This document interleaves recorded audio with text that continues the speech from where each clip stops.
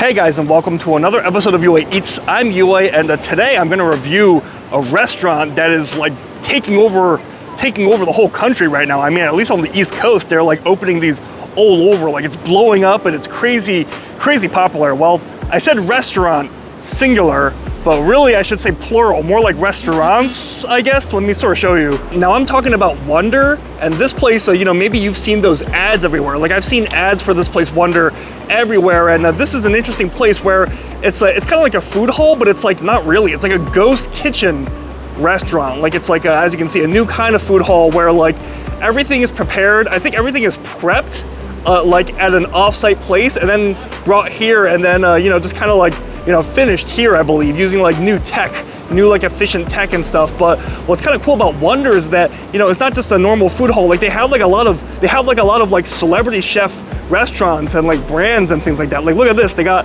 Bobby Flay steak. I think they also have this Italian restaurant at some of the locations. Look, they got Streetbird by Marcus Samuelsson. They got like a lot of like nice restaurants, nice brands. It looks like not just you know, cheap stuff. So I don't know, but is it good? I mean, I've been hearing mixed reviews. I mean, is this food really gonna be good? Just like a bunch of restaurants, you know, just being prepared in one central kitchen, you know, like a ghost kitchen? I don't know, man. It feels I mean, it feels really streamlined and automated, but like, I don't know, it feels really weird, right? So, do you guys remember how much trouble Mr. Beast got in for like his Mr. Beast burger, which we tried on this channel, and it was absolutely disgusting. And that was like a ghost kitchen restaurant chain, you know, his Mr. Beast burger. Wonder is like, you know, doing the same concept, just with multiple restaurants, not just one restaurant. So, yeah, I don't know. So, I've been hearing mixed reviews. I mean, some people say that this is slop. Like some people think that this is like automated, you know, just garbage. Other people say that it's actually pretty good. So I guess let's try it. Only one way to find out, right? Nothing to it but to review it. Oh my gosh. Yeah, so we're in New York, just a heads up, we're in the financial district. And I see they're showing off all their influencer collabs there. There's like an iPad here where you can order from. Just gonna show you guys the inside real quick. There's like a little eating space, it looks like. I think that's one thing that makes this different from most ghost kitchens. Like some of them are takeout only, but it looks like there's an eating space here. And that's it. Can't really see back there, but yeah, it looks like everything's just being prepped in the back there. I really can't see far into that kitchen, but everything looks really, oh, I'm about to order, yeah. Things are like made off-site and then they're just heated up here? How does it work? Oh no, we make it inside here. You make it here, okay. Yeah. Okay, it's prep, it's cooked here. Yeah. Oh, okay. Okay, interesting. In case if you want to try this out, it's a 50% off the first time, and then the second time also. Okay. Oh, okay. All right. So they do make it here, it sounds like. It's not like, you know, it's not just like heated up or something. Everything is freshly made here, it sounds like, based upon what the employee said.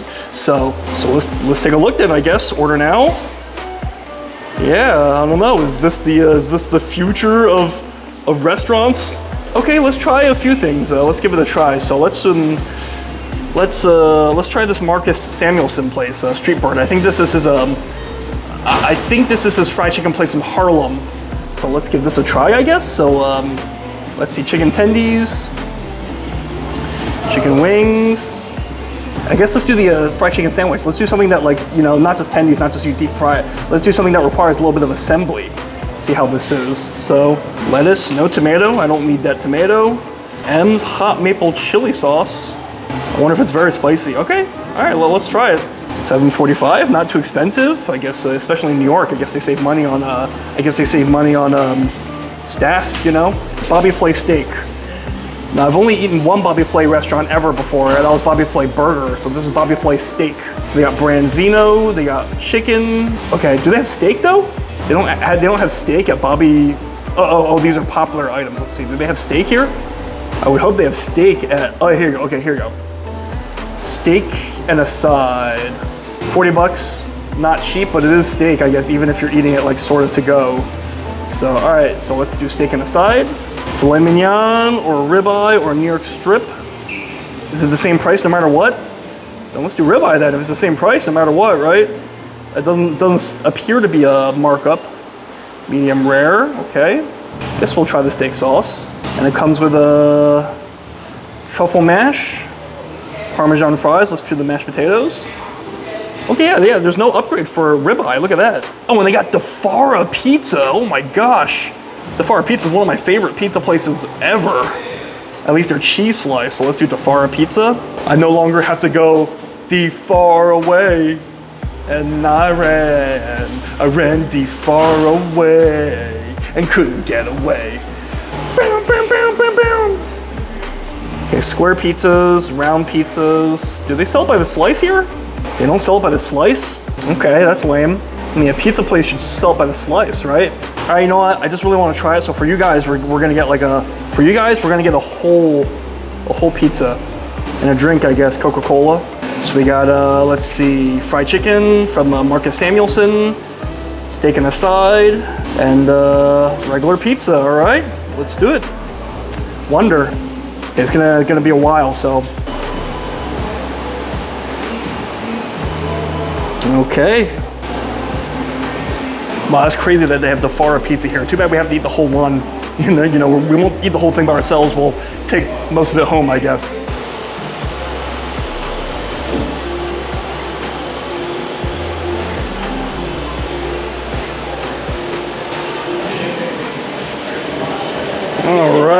All right, so we got everything here. We got a ton of food. Luckily, everything's packaged pretty well, so I think it'll be easy to take home what we can't finish. You know, they got like a nice little bag here. It's got a good handle and everything, and indeed, we got a whole Fara pizza. Really a shame they don't sell slices, but at least we're able to try it, and it smells pretty good. It smells just like the actual Fara, to be honest. 16 round pizza crust, sauce, Parmesan, okay.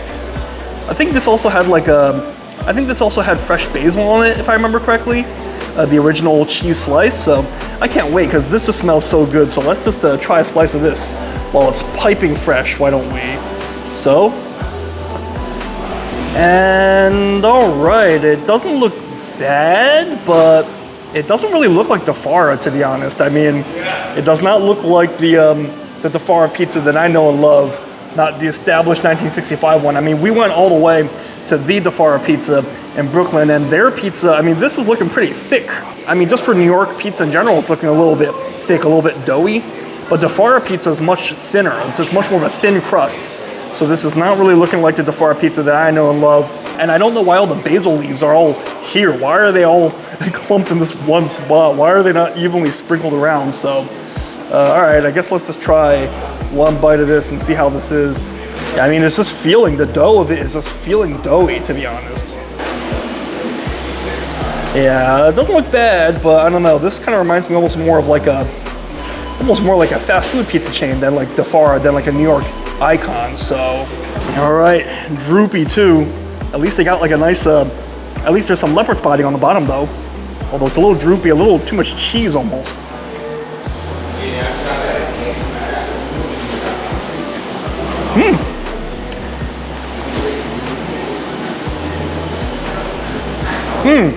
Yeah, it's not the Fara, but to be honest, that's actually not bad at all. I mean, the flavor is good. I mean, it doesn't taste like the Fara pizza, but it just tastes like an objectively good pizza. I mean, that's actually not bad.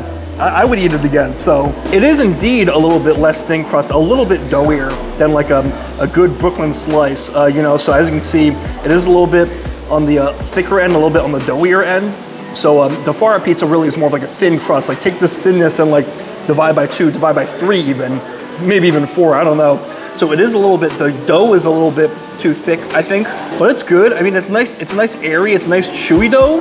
At first I was feeling like there was too much cheese, but no, it tastes decent, it tastes good in like an indulgent way. Like the cheese is actually really, it's good quality mozzarella. Like it's got like a nice cheese stretch. It's a little bit mildly sweet as well. Like it's good quality cheese they're using. Like here, let me show you.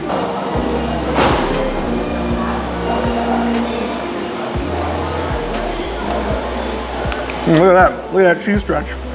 Sorry about the lighting, let me try to fix it. That's better. But, that's really not bad at all. And the sauce too. The sauce is a sweet, like it's a little zesty. The sauce tastes nice. I mean, I guess it's a little thick, it's a little paste-like almost looks kind of like ketchup or tomato paste, but well, not bad. And the dough has good flavor, and honestly, not bad. I mean, this is honestly pretty decent, I think. So, Not quite the Fara, but it does vaguely taste like the Fara, so I would eat this again. So, all right, now what else did we get? We got like Bobby Flay or something. We got a Marcus Samuelsson. So let's see what else we got here. We got a lot of stuff here. And we got a drink as well. So yeah, this looks like our Bobby Flay stuff here. This is our, I think this was mashed potatoes. I think it was truffle mashed potatoes, if I remember correctly. Yeah, oh my gosh. It's looking like a very slimy mashed potatoes. Almost looks like a microwavable dinner, but maybe it'll taste good. Maybe it's just because the container is being served in. After all, I bet if a lot of things in steakhouses, like cream spinach, were not served in like a fancy container, I bet it would not, you know, look so good either. Here's our ribeye steak from Bobby Flay. And yeah, these are like the same exact containers that like at Wegmans that, you know, they're pre-made meals. You just pop it in the oven, you know, Wegmans and Costco. So, all right, I guess maybe it's designed to be reheatable. I hope they didn't heat it up that way. And then this is our Marcus Samuelsson Sammy fried chicken sandwich. Wrapped it in foil to keep it warm. And honestly, this does not look bad. Looking pretty solid. I mean, look at the breading on that. Look at the color. Look at the seasoning on that breading. That's looking pretty good if you ask me.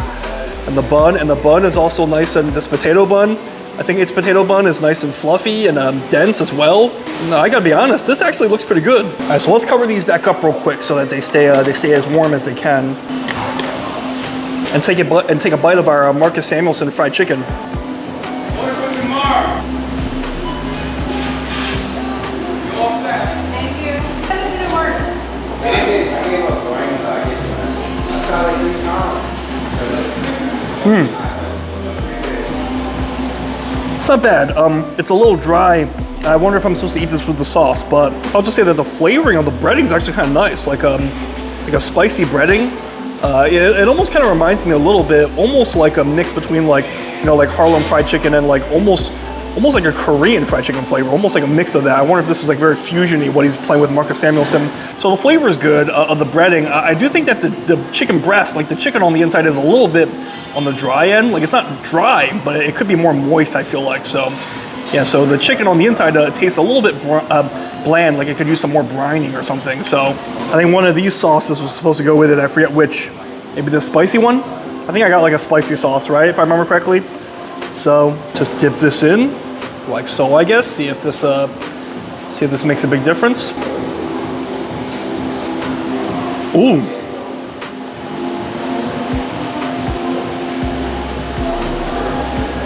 Actually, that sauce changed everything. Wow, that sauce literally changed everything.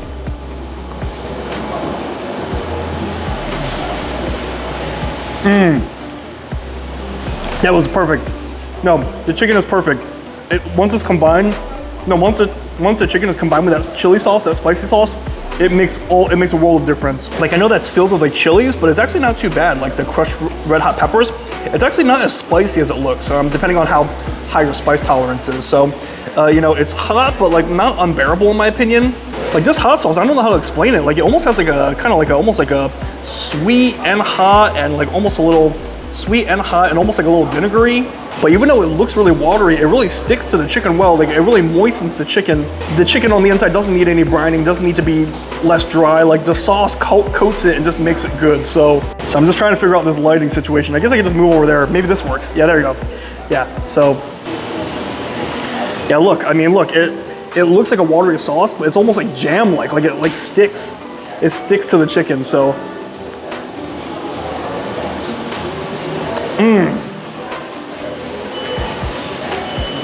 Oh, that's good. That's almost like an Asian flavored spiciness. Almost like a, I don't know how to explain it. Like almost like Chinese or like Thai flavored.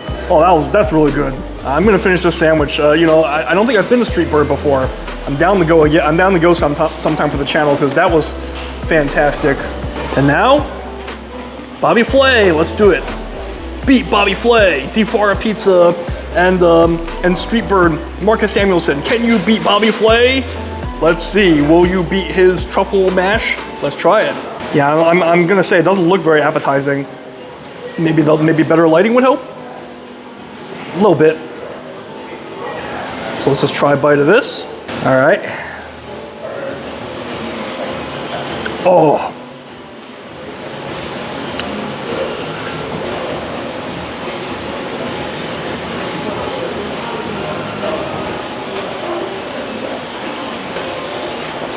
Wow. Wow. Well, that's really good. That's really good. Ooh. The truffle flavor, I think it's truffle. The truffle flavor is a little faint. Let me just take a look at the sign here, actually. Yeah, truffle mashed potatoes. The truffle flavor is very faint. It's actually more of a mushroom flavor. It's truffle and mushroom. It tastes more mushroomy than truffly. The truffle I don't really taste too much, to be honest. It's a little faint, but the consistency of these mashed potatoes, oh my gosh, just how thick they are. Like they're not too, you know, thin. Like, you know, I actually don't like the potato puree as much as this, you know, like as much as like a stick to your ribs, like a hearty, rustic Thanksgiving mashed potatoes. I think they might have left the skin a little bit in this, a little bit too. Maybe. I feel like I'm sort of tasting like an earthiness. There's a great mushroom flavor. If you don't like mushrooms, it's not for you, but if you like mushrooms, the mushroom flavor is incredible. It's not too buttery too. It's not too much, you know, some mashed potatoes are good because it's pretty much just all butter. You know, it's just like, you know, it's just swimming in butter. Like some restaurants I've been to here in New York, they do that. But no, the balance is great, and this is fantastic. I mean, wow. I mean, here, like, you know, the Fara pizza might not have been very similar, but I gotta say, like, I've never been to Bobby Flay Steakhouse, but maybe they're following the recipe to a T here and with Marcus Samuelsson. So, wow. So,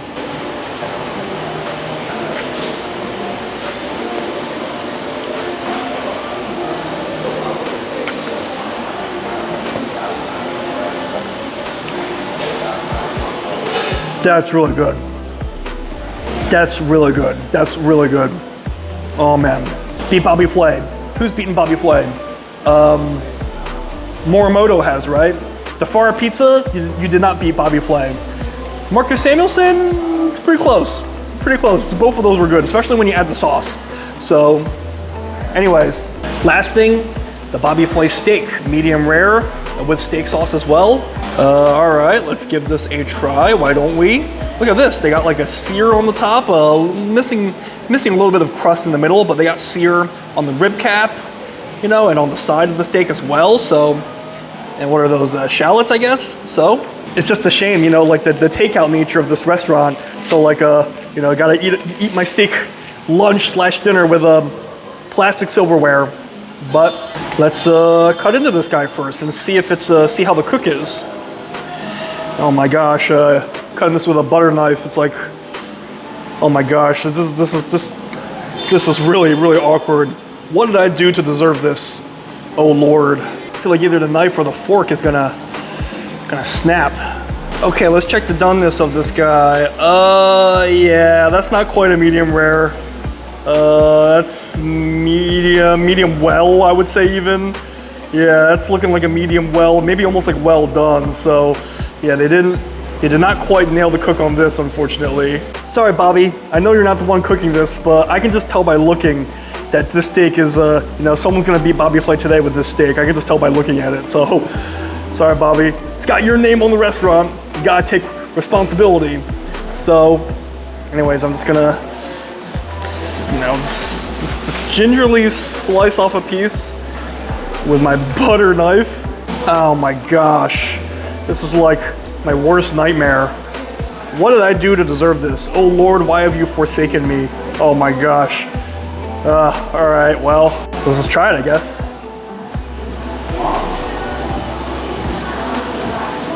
Oh, it's like, no, it's just way overcooked.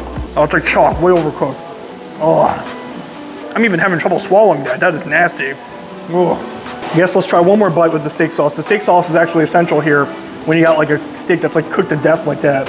And you know, ribeye is even already pretty forgiving when it comes to like being more done because of just how fatty it is. So this is really cooked to like chalk pretty much. So, okay, let's see if the steak sauce can salvage it somewhat. Okay. Ooh, oh, the steak sauce is good. Ooh, the steak sauce is good. It's got,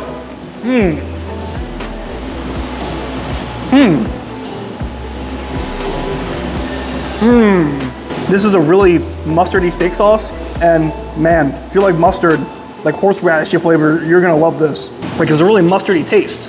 And honestly, like, it almost saves the meal. Like, it almost does. If it just weren't so dry, if it were just slightly less overcooked, then it would be good. Like this would be a great meal, but it's just so overcooked that, you know, it's not, the steak sauce makes it edible, but doesn't make it like good. Does that make sense? So, but guys, so yeah, I mean, I guess it kind of makes sense. I mean, you know, you want to go to a steakhouse for a steak. You know, this is probably not the best place to get a steak, which is probably why this was not among their most popular items on the touch screen. But overall though, guys, other than the steak, I thought everything else we ate was pretty good. Like I thought, you know, the mashed potatoes were incredible. The pizza wasn't quite the Fara that I remember, but it was still objectively a good pizza. The sandwich was good once you add the sauce. Even without the sauce, it was certainly passable, but you add that sauce and it becomes like even, oh man, it was fantastic. Like the sauce would just come on it. But it's smart that they have it on the side so you can adjust if you want it or not. You know, I guess not everyone has spice tolerance, but besides this really, really sad steak, which I guess it makes sense, you know, I guess I'm not really too surprised by that. But everything else, more or less pretty good, and prices I thought were pretty reasonable. I guess, you know, they're saving money here in terms of, you know, they can have a smaller space, you know, mostly for takeout and like a few eat-in spaces. And is this the future of restaurants? I don't know, because honestly, it's kind of cool, to be honest. The food comes pretty quickly, prices are pretty reasonable, the food is all good. Like the food was much higher quality than I was expecting. Like I thought it was gonna be, you know, really just like an imitation of those restaurants, but the food was all pretty good. Like I felt like some of those foods that I ate, I felt like I really was sitting in that restaurant eating it, but just, you know, in a to-go container. So yeah, guys, Wonder, I know everyone has like their opinion of it, you know. To them, Wonder might represent something larger than the chain itself. It represents like, you know, like automation, AI versus the old ways, I guess. But guys, I thought, at least in terms of the food itself and the prices, I thought besides the steak, I thought it was pretty good. So, but anyways, guys, that's gonna be it for this video. So thank you so much for watching. And have you had Wonder before? Have you seen all those annoying Wonder ads? And has it opened near you? I mean, they're like literally blowing up everywhere. So yeah, there's gonna be like, I'm sure there's gonna be like, there's probably already hundreds of locations. There's gonna be like thousands of locations soon, I'm sure. So let me know in the comments, because great minds eat alike. And as always, if you like my vids, like and subscribe. That way you stay up to date whenever I post another video. So anyways, until next time, I'm gonna put the steak away, but I'm definitely gonna eat more of these mashed potatoes. So until next time, see you later.